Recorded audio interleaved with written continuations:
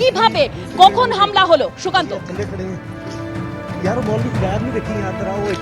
দেখো, একেবারে মাঝ রাতে এই হামলা হয়েছে। 9টি জঙ্গি ঘাঁটিকে গুড়িয়ে দেওয়া হয়েছে। এই 9টি জঙ্গি ঘাঁটি পরিষ্কারভাবে বলতে চাইবো বা ইন্ডিয়ান আর্মির তরফে যেটা বলা হয়েছে যে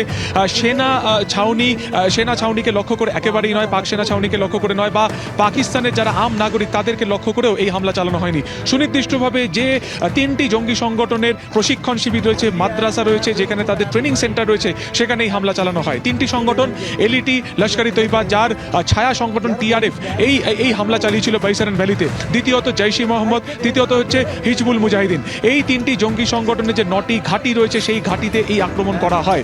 লাগাতার এই যে 2 সপ্তাহ ধরে নানানভাবে ইনপুট গ্যাদার করছিল কিন্তু বা সংগ্রহ করছিল এই 3 বাহিনী, এবং শেষমেশ যখন সেই সমস্ত কোঅর্ডিনেটস বা তাদের লোকেশন সম্পর্কে একেবারে স্যাঙ্গুইন তারা হয়, তারপরে কিন্তু 3 বাহিনীর তরফে এই হামলা চালানো হয়। বলে রাখি যে গতকালকে থেকেই প্রধানমন্ত্রী নরেন্দ্র মোদীর এই 3 বাহিনীর প্রধানের সাথে নজরদারিতে বা তাদের নজরদারিতেই কিন্তু এই গোটা ঘটনাটি ঘটানো হয়েছে, এই স্ট্রাইক করানো হয়েছে।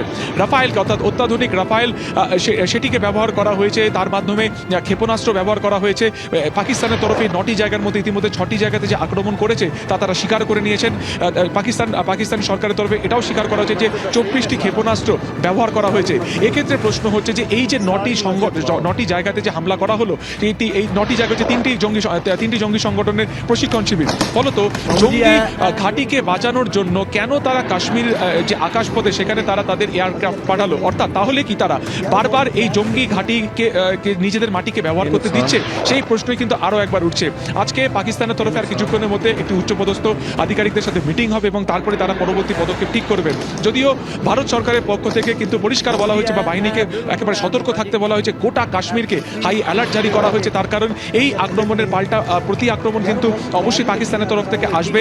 সেইটাকে একেবারে সুনিশ্চিত করতে, সেই সময় প্রোটেকশন দিতে নাগরিককে বদ্ধপরিকর কিন্তু সেনাবাহিনী। এবং তোমাকে জানি রাখি, এই যে রাফায়েল এয়ার স্ট্রাইক ব্যবহার করা হয়েছে, এয়ারক্রাফটকে ব্যবহার করা হয়েছে, এবং যতগুলি এয়ারক্রাফটকে ব্যবহার করা হয়েছে সমস্ত পাইলট তারা কিন্তু সেফ রয়েছেন, তারা কিন্তু বিপদমুক্ত রয়েছেন। অর্থাৎ এই 26 দিনের মাথায়, 26 জন পর্যটকের মৃত্যুর বদলা 2 সপ্তাহের মাথায় আজকে 3 বাহিনী যে এক প্রকারে নিল, আজকে সেই পরিবারের লোকজন কিন্তু তারা সন্তুষ্ট হয়েছেন, তাদের আত্মার শান্তি পেয়েছে। অপারেশন সিঁদুর এটাও কিন্তু অত্যন্ত উল্লেখযোগ্য একটি নাম। তার কারণ হচ্ছে আমরা জানি বাইসারান ভ্যালিতে এক এক করে প্রত্যেক পরিবারের সদস্যদেরকে খুন করা হয়েছে। কেউ সেই পরিবারের ছেলে, কেউ সেই পরিবারের একেবারে স্বামী। আমরা দেখেছি সেই ছবি যেখানে উপত্যকার মধ্যে একজন নববিবাহিতা বধূ বসে রয়েছেন, তার পাশে নিথর তার স্বামীর দেহ পড়ে রয়েছে। ফলত এই যে অপারেশন সিঁদুর, এই নামেরও কার্যত কিন্তু আমাদের সঙ্গে থাকো, আরো আপডেট তোমার কাছ থেকে জানবো। তবে আপনাদেরকে জানিয়ে রাখি, একেবারে 9টি জঙ্গি ঘাঁটি ভেঙে গুড়িয়ে দেওয়া হয়েছে। অর্থাৎ যে কথা বারবার বলা হচ্ছিল, লস্কর-ই তৈয়বা,